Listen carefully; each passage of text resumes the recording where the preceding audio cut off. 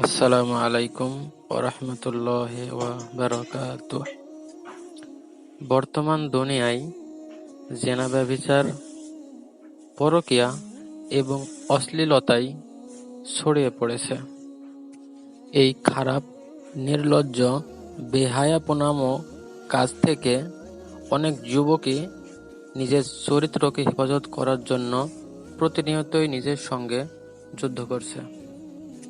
তাদের যৌবনকালটা হালাল পন্থায় ব্যয় করার জন্য। এই সমস্ত যুবকদের জন্য ছোট্ট কিছু কথা। আমি ধরলাম আপনার বয়স এখন 22 কিংবা 25 বছর। এখন 22 কিংবা 25 বছর বয়সে আপনার বাবা আপনাকে বিয়ে দিচ্ছে না। এই জন্যই আপনার বাবাকে আপনি দোষারোপ করেন, আপনার বাবাকে অধার্মিক বলেন, আফসোস করে বলেন আপনি একটা দিনদার পরিবার পেলেন না।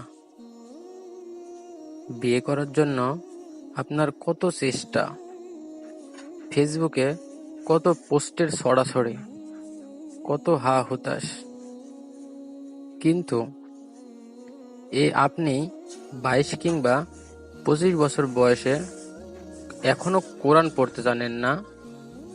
22 বছর বয়সে আপনি ঠিক মতো 5 ওয়াক্ত নামাজ জামাতে পড়েন না, এমনকি টাকনোর উপরে কাপড় পরতে পারেন না।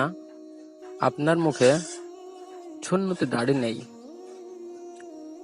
এগুলাতে আপনার কোনোই আফসোস নেই, নেই কোনো চিন্তা, নেই শেখার কোনো চেষ্টা। আপনার বাবাকে কখনো কি আপনি দোষারোপ করেছেন এটার জন্য যে উনি কেন আপনাকে কোরআন পড়া শেখালেন না? উনি কেন আপনাকে 5 ওয়াক্ত নামাজ পড়ার জন্য কোনো শাস্তি দিলেন না? আমি বিবাহের বিরোধিতা করছি না।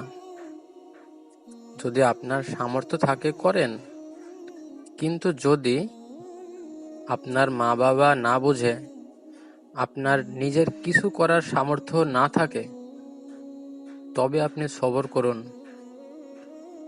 নিশ্চয়ই মহান আল্লাহ তাআলা উত্তম পরিকল্পনাকারী, এবং নিশ্চয় আল্লাহ তাআলা ধৈর্য ধারণকারীর সাথে রয়েছে। রাসূলুল্লাহ সাল্লাল্লাহু আলাইহি ওয়াসাল্লাম আমাদেরকে বলেছেন, হে যুবকের দল, তোমাদের মধ্যে যে বিয়ের সামর্থ্য রাখে